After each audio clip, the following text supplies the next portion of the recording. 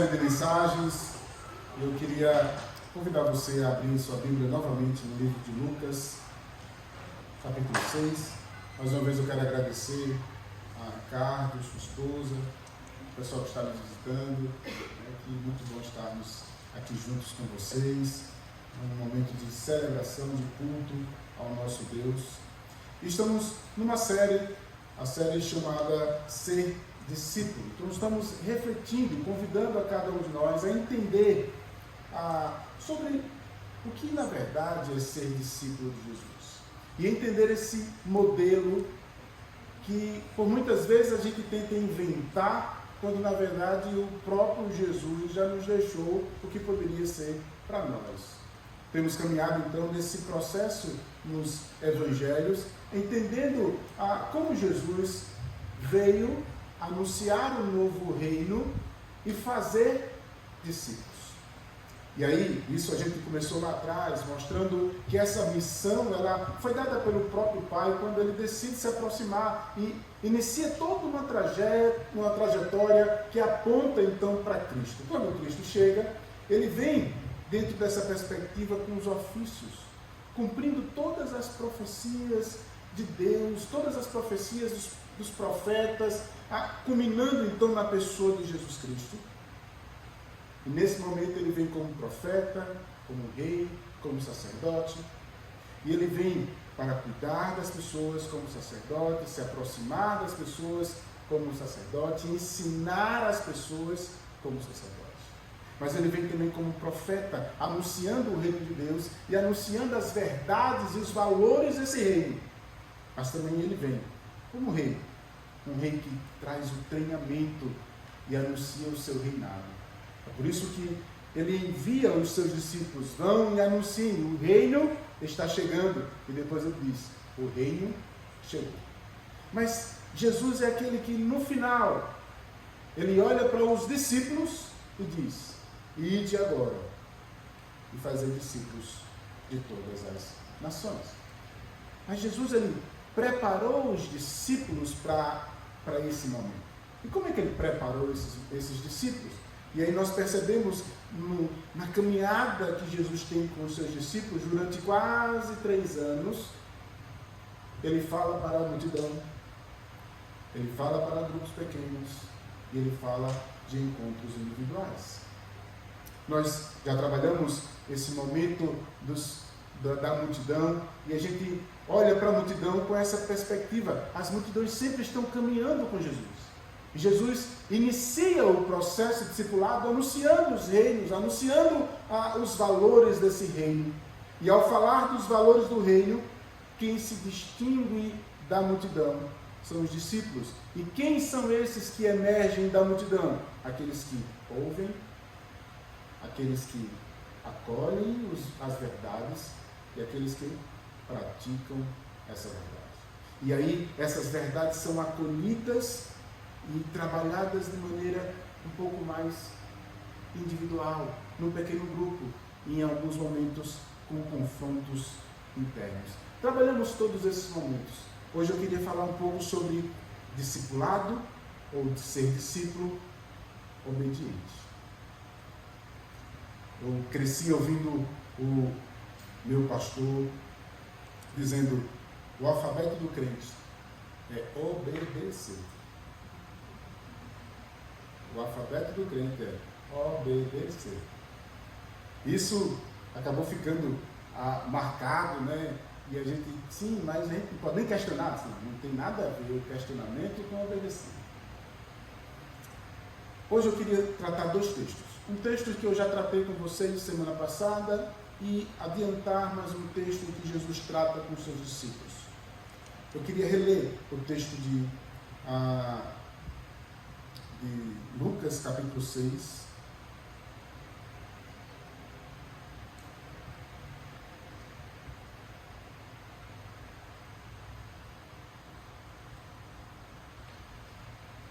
A partir do verso 46.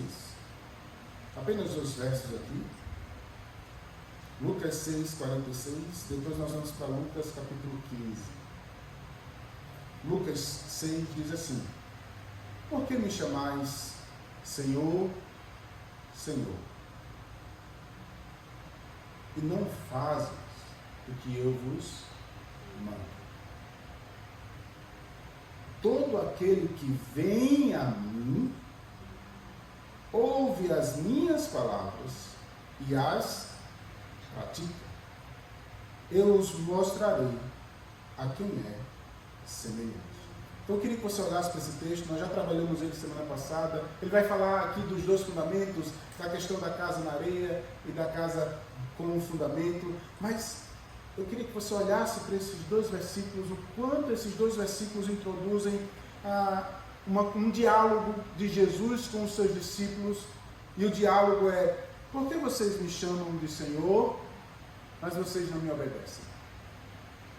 O princípio da obediência para um discípulo é algo extremamente importante em toda a Escritura. Nós vemos tanto no Antigo Testamento, quanto no Novo Testamento, quanto por meio dos profetas, quanto por meio de Jesus, esse princípio da obediência ao processo do discipulado sendo algo extremamente importante. O discípulo é aquele que acolhe as verdades do reino de Deus, acolhe esses valores e não apenas fica na instância do ouvir, mas pratica. E esse texto deixa bem claro: todo aquele que vem a mim, e aqui me chama a atenção um detalhe. Há muitas pessoas que vêm a Cristo. Vamos botar aqui nessa perspectiva mais cultural dos nossos dias. Há muitas pessoas que vêm à igreja, que vêm a Cristo. O motivo é variado. Porque eu estou passando por dificuldade financeira. Eu estou orando por um milagre de Jesus botar 1 milhão na minha conta. Porque eu descobri que eu estou com câncer e eu estou orando para que Jesus me cure. Vou colocar aqui vários. Por que eu procuro Jesus a vários? E isso demonstra o grau das pessoas que estão frequentando as igrejas e estão na primeira instância, a instância da multidão. Mas estar na multidão não significa que você é discípulo de Jesus. Significa dizer que você está tendo a intenção de procurá-lo, tendo a intenção de estar aqui. Mas tem outro nível aqui que ele chama a atenção: todo aquele que vem a mim e ouve as minhas palavras. Não é apenas vir, mas ouvir. Não é à toa que a Bíblia deixa claro que o crer vem pelo ouvir a palavra de Deus. O ouvir traz algo que é dado à atenção, é com foco. É fazer então essas verdades estarem adentrando no nível da minha consciência, no nível do meu intelecto, para que isso possa então ser internalizado. Mas um detalhe: eu posso ouvir e participar da multidão, eu posso até ouvir, achar interessante e ainda sair dizendo: pastor, o senhor pregou top, ou questionar: pastor, nesse dia não foi tão legal não, acho que ele não estudou nessa semana não. Você pode até ser um bom ouvinte, mas se não colocar a terceira instância, que nos distingue do meio da multidão, só ouvir não faz diferença. O só ouvir não faz diferença se eu não colocar a obediência em prática. E colocar em prática requer um exercício que muitas vezes vai de encontro àquilo que culturalmente eu fui ensinado. Vou dar um exemplo. Nós somos ensinados, eu pelo menos no Nordeste, a minha mãe dizia assim: se você chegar em casa apanhar, você apanha 2 vezes.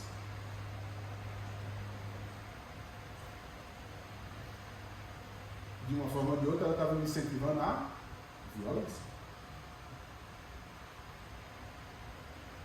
Só que a Bíblia diz que nós somos chamados a sermos pacificadores. Você percebe uma coisa bem sutil?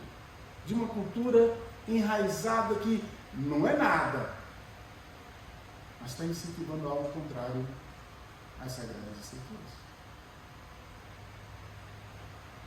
somos chamados a perdoar. Mas a Bíblia nos diz, ou melhor dizendo, a cultura nos diz que perdoar não é coisa boa. Vira a página, deixa essa pessoa falar. A quem não obedecemos? Ao mundo, à cultura ou às Sagradas Escrituras? E essas Sagradas Escrituras que movem a cultura através de nós. Quando nós decidimos viver contra a cultura dos nossos dias. Mas eu quero ir mais além um pouquinho. E aí é por isso que eu quero ir para o texto de Lucas capítulo 15. Um texto bem conhecido, que por muitas vezes também é mal interpretado. Capítulo 15, verso 1, diz assim: aproximaram-se de Jesus todos os publicanos e pecadores para ouvir. E murmuraram os fariseus e os escribas, dizendo: este recebe pecadores com eles. Eu quero ler de novo, preste atenção. Aproximaram-se de Jesus todos os publicanos e pecadores para ouvir. Murmuraram os fariseus e os escribas, dizendo: este recebe pecadores e come com eles. Eu tenho certeza que você já ouviu diversas pregações sobre a parábola da ovelha perdida, a parábola da dracma perdida e a parábola do filho pródigo. E eu, particularmente, já ouvi várias vezes sermões preparados em cima de cada uma delas. Mas eu queria levar você a uma reflexão nesse texto todo. Porque o texto é contínuo, não é pausado. E ele está dentro de um contexto. E qual é o contexto? Jesus está aqui com os publicanos. E quem é os publicanos e os pecadores? Já está dizendo. Os publicanos é um grupo de pessoas que possivelmente eram até judeus, mas trabalhavam para o governo romano e que os judeus, principalmente os fariseus e os escribas, olhavam para eles como um desdém. Esse é alguém que nós não confiamos. Esse grupo vem a Cristo. Ouve Jesus. E Jesus está fazendo o quê? Está falando com eles. Está conversando com os publicanos e os pecadores. Cara ruim é esse Jesus. Porque vem o grupo dos religiosos. Quem é o grupo dos religiosos? Os fariseus e os escribas. É aqueles que escreviam acerca das Sagradas Escrituras do Antigo Testamento, eram os doutores da lei, que conheciam as Escrituras, mas não reconheceram o verdadeiro Cristo. Olham para Jesus conversando com os publicanos e pecadores e dizem assim: esse aí, quem é esse? Quem é esse que está comendo, ouvindo e se relacionando com pecadores? Esse não. Aí Jesus se levanta e fala com os dois grupos. Com os dois grupos. Aí ele solta as parábolas. Ele fala com os publicanos e os pecadores. E ele fala com os religiosos. E ele se levanta no meio de entre eles e começa então a falar. Eu vou ler o texto, as palavras de Jesus, não é a minha. Se quiser vir com Jesus depois. Ele diz assim: então lhes propôs esta parábola: qual dentre vós é o homem que, possuindo 100 ovelhas e perdendo uma delas, não deixa no deserto as 99 e vai buscar a que se perdeu, até encontrá-la, achando-a, porém, sobre os ombros, cheios de júbilo, e indo para casa, reúne os amigos, vizinhos, dizendo-lhes: alegrai-vos comigo, porque achei a minha ovelha perdida. E digo-vos assim: haverá maior júbilo no céu por um pecador que se arrepende do que por 99 justos que não necessitam de arrependimento. Pausa. Quem é a ovelha perdida nesse cenário? Os publicanos e os pecadores. Quem são, teoricamente, as 99? O grupo dos religiosos. E Jesus usa um artifício da parábola para contar algo bem contextual da vida deles. E ele diz: quem é uma prática deles, que perdendo uma ovelha não vai atrás. Em outras palavras, Jesus está dizendo assim: eu estou indo atrás das minhas ovelhas perdidas. Mas ele continua. E ele vai dizer a mesma sequência. Qual é a mulher que, tendo 10 dracmas, se perde uma, não acende a candeia, varre a casa e procura diligentemente até encontrá-la?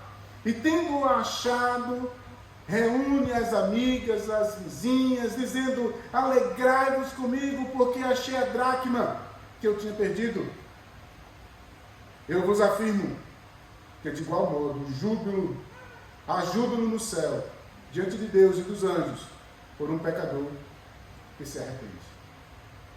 E aí ele entra no clímax central, que é a terceira parábola. E ele diz: certo homem tinha 2 filhos. O mais moço deles disse ao pai: dá-me parte dos bens que me cabem. E lhes partiu os haveres. Passado não muitos dias, o filho mais moço, ajuntando tudo que era seu, partiu para uma terra distante e lá dissipou todos os seus bens, vivendo dissolutamente. Depois de ter consumido tudo, sobreveio àquele país uma grande fome e ele começou a passar necessidades. E então ele foi e se agregou a um dos cidadãos daquela terra, e este o mandou para os campos a guardar porcos. Ali estava a desejar e se fartasse das alfarrobas dos porcos que comiam. Mas ninguém me dava nada.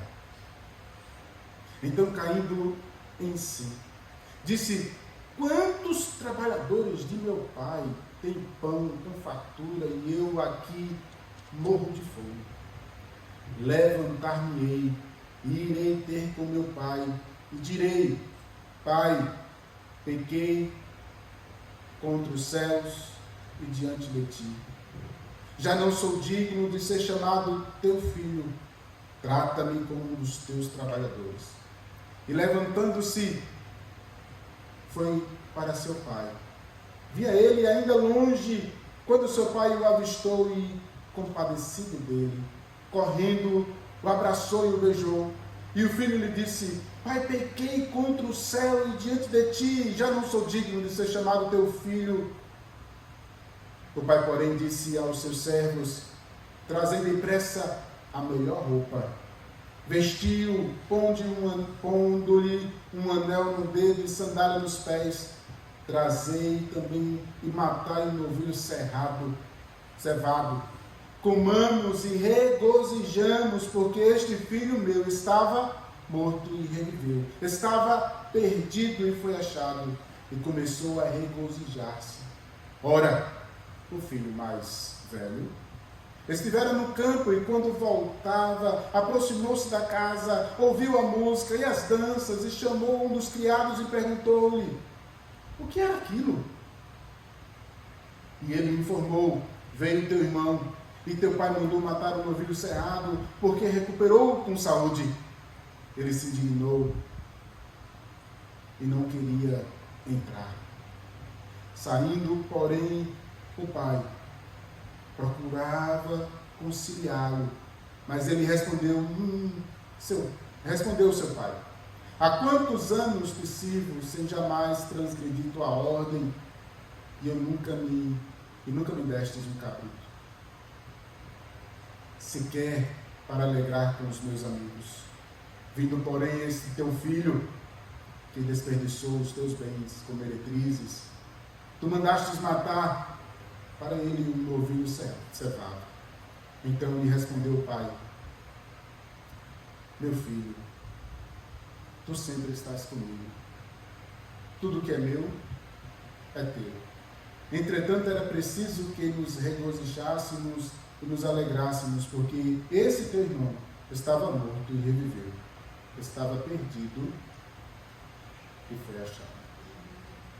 Quando olhamos para essa série de mensagens de Jesus, começamos a perceber a importância dentro desse contexto do diálogo de Jesus com um grupo de pecadores e um grupo de religiosos.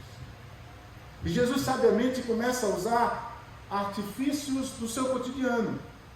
O exercício pastoral, a mulher que perde algo de valor, e tratando essa busca como algo intenso. Isso reflete então a intencionalidade de Deus de encontrar, de achar e de buscar os perdidos. E era exatamente o que Jesus estava fazendo, cumprindo a missão do Pai. Mas naquela época, movidos por um espírito de religiosidade, havia um grupo que se fecharam para dentro, não obedecendo a ordem dada do Pai. Porque esse avanço para encontrar pessoas, para ser luz para as nações, está dentro desde lá de Gênesis. Desde os primeiros momentos, Deus sempre quis que nós fôssemos alcançar pessoas. Isso está sendo descrito desde o Antigo Testamento. E Jesus, que é a exegese de Deus, Jesus, que é a expressão exata do ser de Deus, começa a dar exemplo àqueles que se dizem que estão servindo, mas com detalhe: estão servindo para dentro, para eles mesmos, sem verdadeiramente obedecer.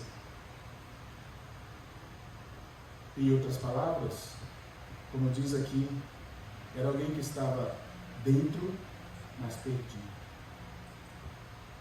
E Jesus cumpriu a sua missão, em obediência ao Pai, para cumprir a missão de encontrar as ovelhas, a dracma, encontrar o filho perdido.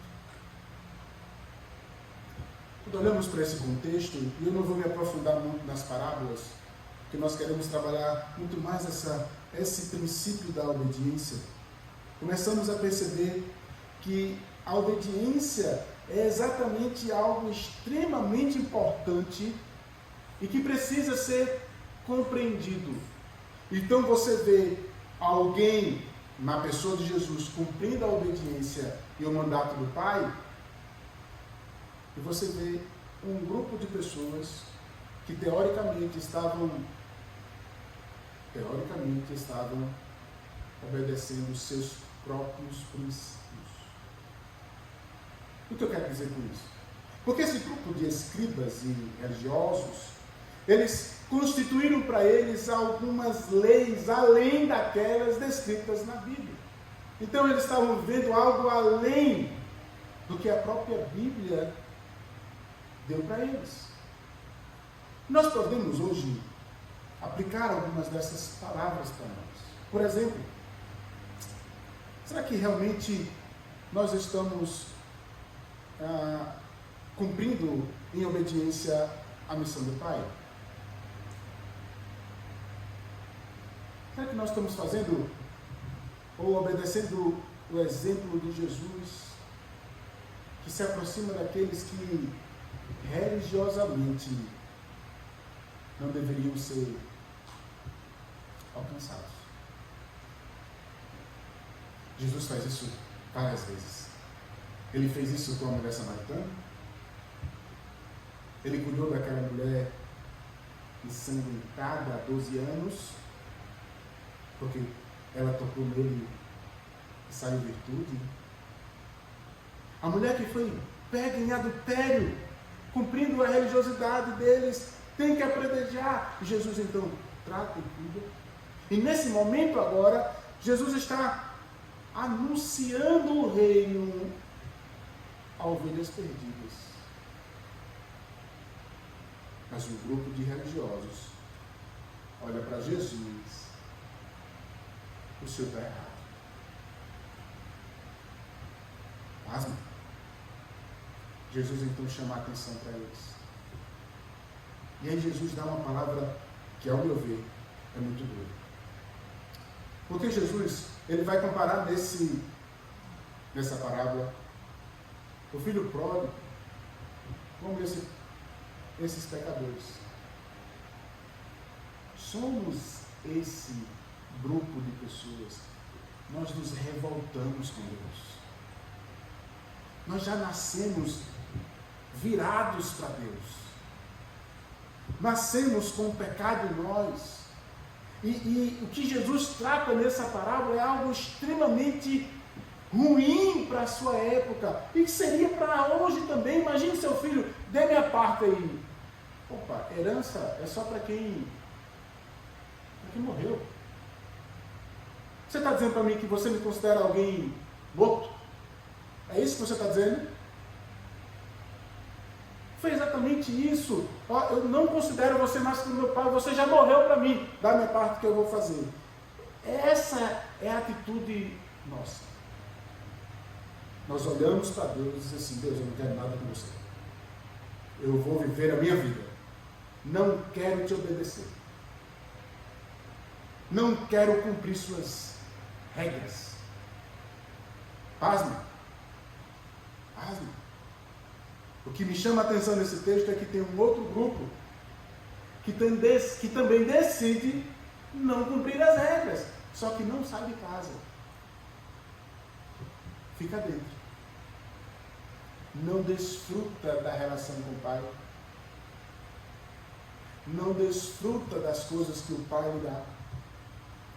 Vive um mundo dentro da sua própria obscuridade e não obedece de fato, de verdade, o que Deus quer que ele obedeça. Portanto, Deus, na pessoa de Jesus agora, está trabalhando com dois perdidos. Um que abriu a boca e disse: não quero o Senhor não. O outro que falsamente disse assim: não, eu quero o Senhor, mas aqui quem manda sou eu. E não consegue se relacionar com o Pai.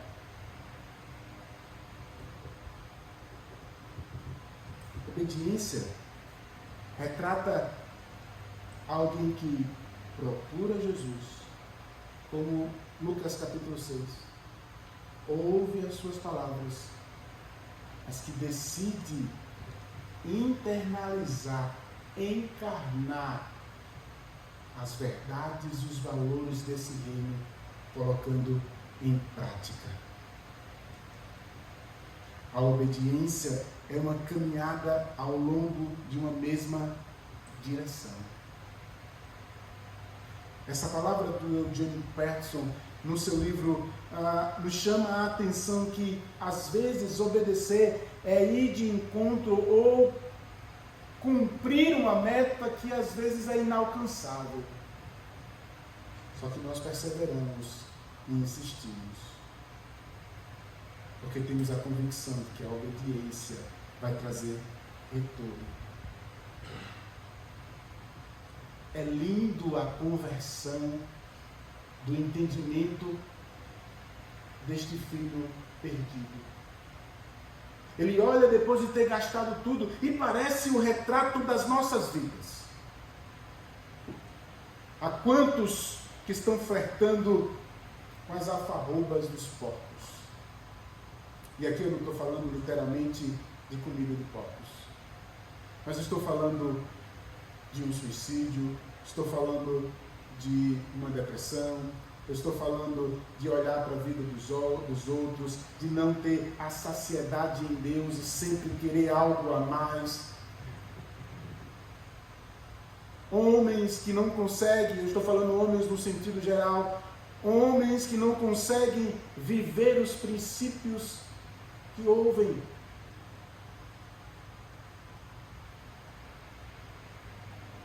Orar, ler a Bíblia. Um princípio do perdão, do ser fiel nos mínimos detalhes, da obediência. Esse princípio ele precisa ser obedecido e praticado por nós. Os filhos de Deus obedecem a seu Pai. E é lindo quando ele vira essa chave ao olhar para as circunstâncias e perceber, peraí, os trabalhadores, ele não lembrou do irmão. Ele lembrou dos trabalhadores. Você já parou para perceber isso? Que ele não fala dos irmãos, do irmão dele. O meu irmão está lá, desfrutando das coisas do meu pai. Ele vai para o nível mais baixo, ele vai para os escravos e para os trabalhadores. Ele diz assim, eles estão desfrutando de uma relação melhor do que eu. Eu vou pedir para o meu pai que pelo menos eu seja igual a eles. Eu seja igual a eles. Você já parou para perceber que muitas vezes nós queremos a relação com Deus e nós procuramos essa relação com esse peso da indignidade que nós temos e carregamos? Talvez eu e você, ao longo da vida, fizemos, aprontamos e, como dizia meu pai, pintava o 7, o 8, o 9, o 10, talvez chegava até o 1000. Dependendo das circunstâncias. E quando vira a chave, a gente se arrepende, mas a gente não consegue receber o amor de Deus. A gente vai procurar Deus, mas a gente procura com aquela relação. Deixa eu ser o ralé, que eu não mereço ser. E aí eu vou ser sincero com vocês. Nós não merecemos isso. Nós não merecemos o seu amor, nós não merecemos a sua graça, nós não merecemos Jesus ter morrido por nós não merecemos nada disso. Só que quem diz isso não somos nós. E aí está o amor e a graça de um Deus poderoso que olha para nós e diz assim, você não merece, mas eu te amo. É linda a relação desse pai que olha para o filho que estava perdido e agora está vivo. Ele diz, vem filho, coloca o anel, troca as suas roupas. Ele estava morto e agora está vivo. Eu quero perguntar a você, já parou para perceber que por muitas vezes nós temos dificuldade de obedecer a Deus porque achamos que Deus não recebe aquilo que nós fazemos? É a relação do filho pródigo com Deus. Muitas vezes nós temos dificuldade de até obedecer ao Pai, de até receber o seu amor, porque nós temos essa relação do filho pródigo. Pai, me recebe apenas como um dos teus trabalhadores. Mas não é assim que Deus te trata. Deus te chama de filho. Ele te chamou para perto. Ele te coloca um anel no dedo, sandálias nos pés, troca as suas roupas e te dá um amor. Irmãos, essa relação é algo de Deus para nós e não de nós para Deus, porque nós não temos nada para oferecer a Deus. Por isso o que Ele pede para nós, o que nós podemos dar a Ele, é a obediência. Não uma obediência cega como um filho perdido dentro de casa, mas uma obediência graciosa, que cumpre a missão, que vive ao exemplo do próprio Cristo. Você se sente amado por esse Deus? Você compreende esse amor? E aí, irmãos, mais uma vez, nós entramos num barco chamado igreja, que por muitas vezes as nossas experiências em meio as multidões de pecadores e discípulos nos causam traumas. E aí a nossa visão, em vez de estar ao Pai, está aos vizinhos. E nessa relação aos vizinhos, em meio à multidão, nós somos empurrados, machucados, jogados de um lado para o outro, mal compreendidos muitas vezes.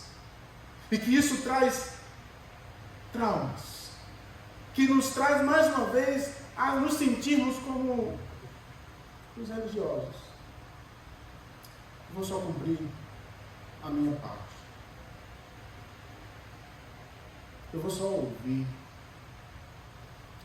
Eu já estou cumprindo, pastor. Eu já vou para o culto.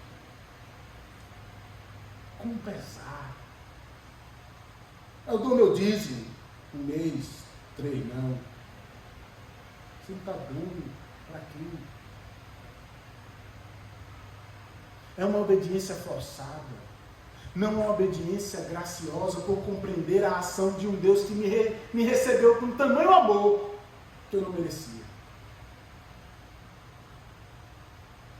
Eu não sei você, mas eu já cheguei em lugares, tanto lugares muito ricos, mas principalmente em lugares mais humildes. Humildes literalmente de pobreza. Que eu fui tão bem recebido, mas tão bem recebido que eu dizia assim, eu não mereço isso.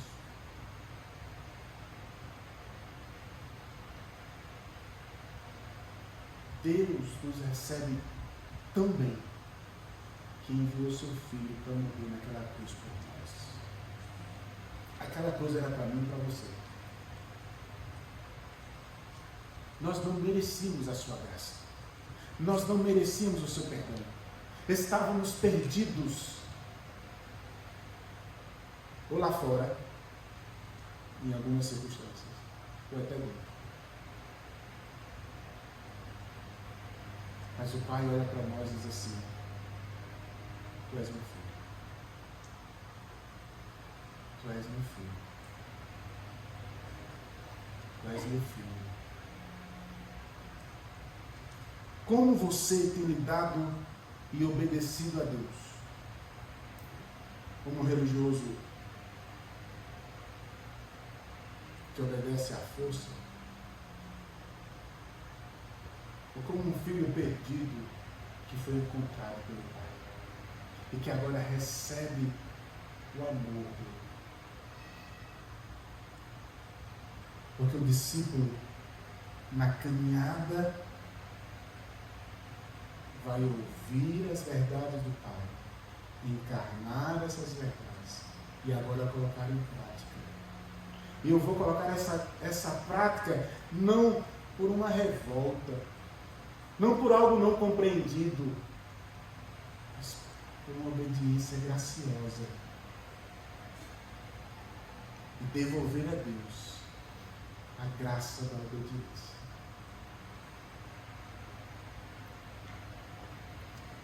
Obedecer a Deus, às vezes, é uma renúncia pesada para nós.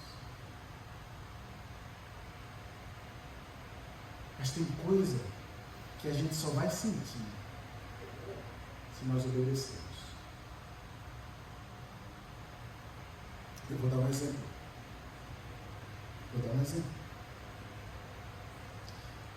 A gente, e eu vou falar por mim também, a gente e várias pessoas estão dentro da igreja, no meio dessas multidões de igrejas, que nunca tiveram a real alegria que Lucas descreve os discípulos e os 70 discípulos quando voltam para Jesus. Irmãos, é uma alegria fora do comum.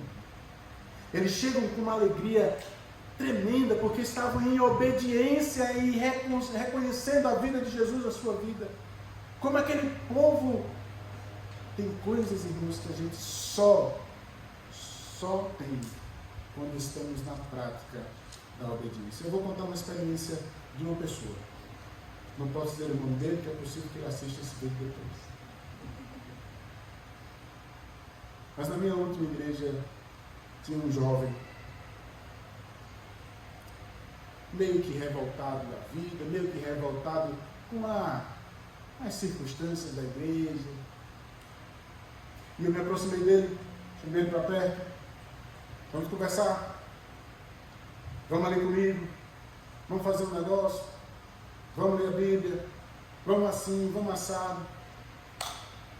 E aí chegou o momento de eu dizer assim, está na hora de você ter uma prática. Ele falou, o que é que o senhor quer que eu faça? Eu quero que você dirija para mim. Ele fez, isso é fácil. Para dirigir para mim. E ele passou o dia, estava de folga, dirigiu para mim. Foi um momento bom, a gente almoçou junto, falando de Jesus. E aí teve outros momentos, outras práticas, e ele disse, agora você está pronto. Eu disse, pronto para quê? Eu disse, pronto para você ter uma prática sozinho. Ele disse, o quê? Se você vai para um evento. Eu disse, não vou não. Eu disse, vai. É um promídio. Você vai participar de um evento missionário, você vai falar de Jesus. Aquilo que a gente está conversando. Eu disse, não, esse negócio de estar dormindo no chão, tendo uma oportunidade de só tomar banho no dia, num calor grande desse sertão aí, vou nada, pastor. Pode tirar esse cavalinho da chuva aí, que eu não vou não. E eu falei uma vez, falei duas, falei três, falei quatro, eu disse, pastor, o senhor é chato. Eu digo, sou. Quando eu falei a última vez, esse pastor, eu não vou. Eu digo, tá bom. Você não vai, né? Legal. Cheguei em casa, orei, mandei uma mensagem para ele. Sabe aquelas mensagens pastorais, né? E vai só para ele ler. Foi lá. Ele olhou, leu, conversou com a mãe dele. Ele mandou uma mensagem assim, manda o link que eu vou fazer a inscrição. Eu disse, você vai ser bom para você.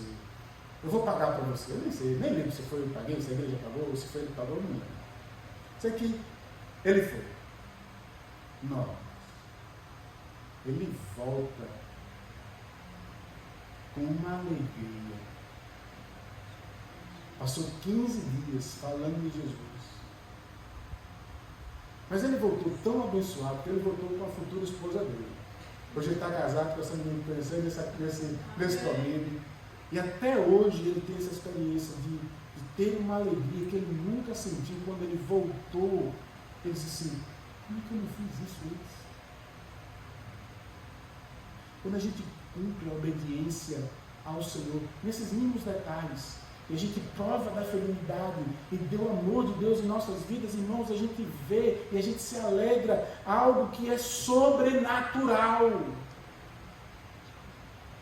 Mas eu quero encerrar perguntando a você, como você está se relacionando com o Pai? Como um religioso? Como um pecador? Quero saber do Senhor. Não quero lhe obedecer. Ou como alguém que se arrependeu e recebe o amor do Pai. E em troca, dá-lhe a gratidão e a obediência. Eu convido você a refletir sobre isso.